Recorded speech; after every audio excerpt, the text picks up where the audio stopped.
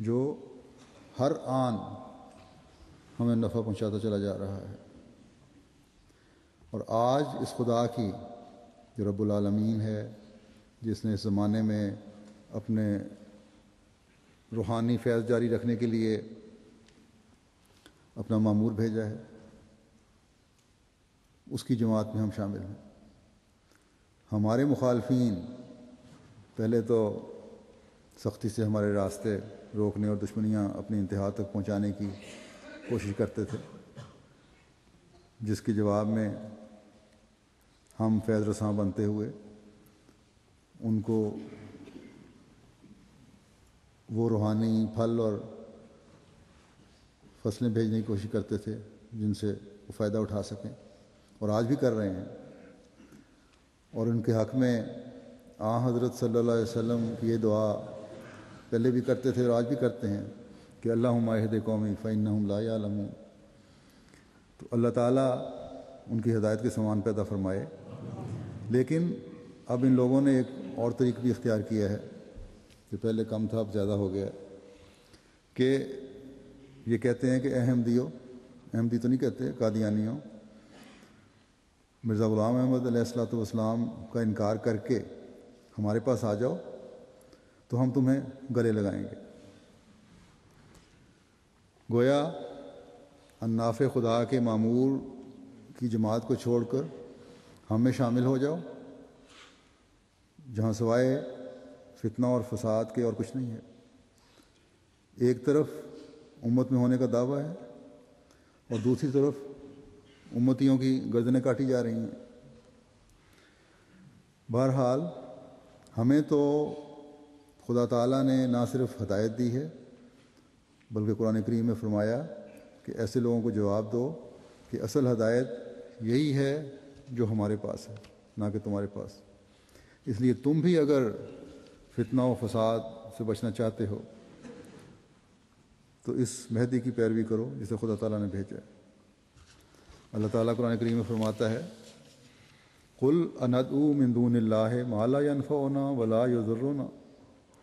وَنُرَدُّ عَلَىٰ أَعْقَابِنَا بَعْدَ إِذْ هَدَانَا اللَّهُ كَالَّذِي اسْتَهْوَتْهُ الشَّيَاطِينُ فِي الْأَرْضِ حَيْرَانٍ لَهُ أَصْحَابٌ يَدْعُونَهُ إِلَى الْهُدَى ائْتِنَا قُلْ إِنَّ هُدَى اللَّهِ هُوَ الْهُدَىٰ وَأُمِرْنَا لِنُسْلِمَ لِرَبِّ الْعَالَمِينَ، کہ تو پوچھ کیا ہم اللہ کے سوا اس کو پکاریں جو نہ ہمیں فائدہ پہنچا سکتا ہے نہ نقصان؟ اور کیا بعد اس کے کہ اللہ تعالیٰ نے ہمیں ہدایت دے دی ہے ہم ایک ایسے شخص کی طرف اپنی ایڑیوں کے بل پھرا دیے جائیں جسے شیطان نے حواس باختہ کر کے زمین میں حیران و سرگردان چھوڑ دیا ہوا ہے؟ اس کے ایسے دوست ہوں جو اسے ہدایت کی طرف بلاتے ہوں ہوئے پکاریں کہ ہمارے پاس آ، تو کہہ دے کہ یقیناً اللہ کی عطا کردہ ہدایت ہی اصل ہدایت ہے، اور ہمیں حکم دیا گیا ہے کہ ہم رب العالمین کے فرمان بردار ہو جائیں۔ حضرت مسیح موعود علیہ الصلوۃ والسلام اس حصہ آیت کی وضاحت فرماتے ہوئے کہ قل ان ھدی اللہ ھو الھدیٰ، ان کو کہہ دے کہ تمہارے خیالات کیا چیزیں ہیں، فرماتے ہیں کہ ان کو کہہ دے کہ تمہارے خیالات کیا چیزیں ہیں۔ ہدایت وہی ہے جو خدا تعالیٰ براہ راست آپ دیتا ہے، ورنہ انسان اپنے غلط اجتہادات سے کتاب اللہ کے معنی بگاڑ دیتا ہے اور کچھ کا کچھ سمجھ لیتا ہے۔ وہ خدا ہی ہے جو غلطی نہیں کھاتا، لہذا ہدایت اسی کی ہدایت ہے، اپنے خیالی معنی بھروسے کے لائق نہیں، اور یہی حقیقی ہدایت اور اسلام کی تعلیم ہے۔ تو یہ ہے وہ چیز جس کی طرف حضرت مسیح علیہ السلام نے ہمیں توجہ دلائی ہے۔ اب اس ہدایت کو چھوڑ کر ہم ان لوگوں کے پیچھے چلے جائیں جو آج تک قرآن کریم کی آیات کے ناسخ و منسوخ کے چکر میں پڑے ہوئے ہیں، یا پہلے تو 14ویں صدی کا انتظار کرتے رہے کہ مسیح و مہدی آئے گا، اب صدی لمبی ہو گئی، اور حضرت صلی اللہ علیہ وسلم کی پیش گوئی کے انکار پر مصر ہیں، یا یا جو ایک دوسرے پر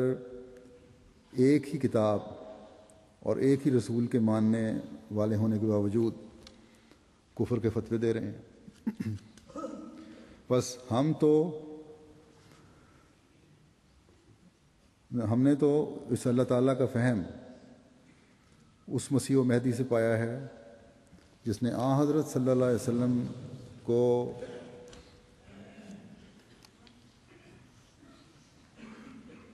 آخری شرعی نبی بنا کر بھیجا ہے۔ ہم اس اللہ تعالیٰ کا فہم رکھتے ہیں جس نے حضرت صلی اللہ علیہ وسلم کو آخری شرعی نبی بنا کر بھیجا ہے، اور جس نے آپ پر قرآن کریم جیسی عظیم کتاب نازل فرمائی ہے جو تمام ہدایتوں کا سرچشمہ ہے۔ اور یہ فہم ہمیں اللہ تعالیٰ کا اس زمانے کے امام مسیح مہدی نے عطا کیا ہے۔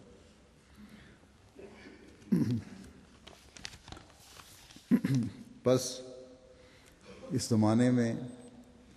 جب اللہ تعالیٰ نے حضرت صلی اللہ علیہ وسلم کی بعثت ثانی فرمائی ہے ہماری ہدایت کے لیے، ہمیں نفع پہنچانے کے لیے، ہمارے فائدے کے لیے، تو پھر ہمیں کیا ضرورت ہے کہ اس خدا کو چھوڑ کر ہم اس کے علاوہ کسی اور خدا کو ماننے والے بنیں۔ اگر آج ہم حضرت مسیح موعود علیہ الصلوۃ والسلام کے دعوے کے بارے میں شک میں پڑیں تو پھر ان تائیدات ارضی اور سماوی کو کیا کہیں گے جو خدا تعالیٰ نے آپ علیہ السلام کے حق میں پوری فرمائیں اور آج تک پوری فرماتا چلا جا رہا ہے اپنے وعدے کے موافق، نشانات دکھلاتا چلا جا رہا ہے اپنے وعدے کے موافق۔ اگر یہ کسی بندے کا کام ہوتا تو گزشتہ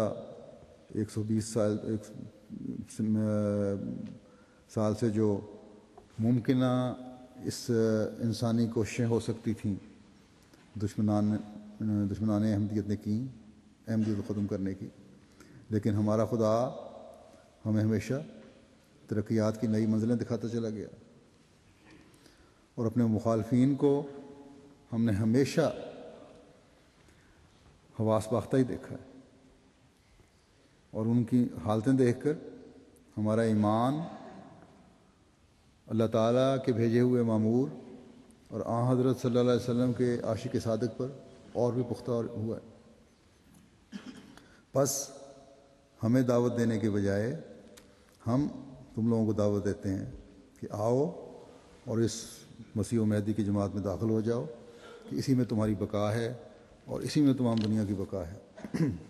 اللہ تعالیٰ ان لوگوں کو توفیق عطا فرمائے۔ آخر میں حضرت مسیح موعود علیہ الصلوۃ والسلام کا ایک اقتباس بھی ہے جو پیش کرنا چاہتا ہوں۔ حضرت مسیح موعود علیہ الصلوۃ والسلام کی مجلس میں فیضی ساکن بھیں کا تذکرہ ہو رہا تھا جس نے اعجاز المسیح کا جواب لکھنا چاہا تھا، اور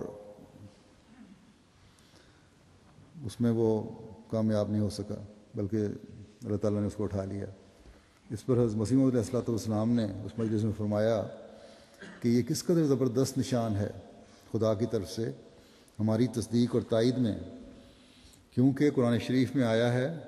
وَأَمَّا مَا يَنْفَعُ النَّاسَ فَيَمْكُثُ فِي الْأَرْضِ، کہ اور جو انسانوں کو فائدہ پہنچاتا ہے وہ زمین میں ٹھہر جاتا ہے۔ فرمایا کہ اب سوال یہ ہوتا ہے کہ اگر یہ سلسلہ جیسا کہ ہمارے مخالف مشہور کرتے ہیں خدا تعالیٰ کی طرف سے نہیں تھا تو چاہیے تھا کہ فیضی نے جو لوگوں کی نفع رسانی کا کام شروع کر دیا تھا اس میں اس کی تائید کی جاتی، لیکن اس طرح پر اس کا جوانہ مرگ ہو جانا صاف ثابت کرتا ہے جوانی میں فوت ہو گیا، صاف ثابت کرتا ہے کہ اس سلسلے کی مخالفت کے لیے قلم اٹھانا لوگوں کی نفع رسانی کا کام نہ تھا۔ کم از کم ہمارے مخالفوں کو بھی اتنا تو تسلیم کرنا پڑے گا کہ اس کی نیت نیک نہ تھی، ورنہ کیا وجہ ہے کہ خدا تعالیٰ نے اس کی تائید نہ کی اور اس کو مہلت نہ ملی کہ اس کو تمام کر لیتا، یعنی کام کو پورا کر لیتا۔ فرمایا میرے اپنے الہام میں بھی یہی ہے، وَأَمَّا مَا يَنْفَعُ النَّاسَ فَيَمْكُثُ فِي الْأَرْضِ،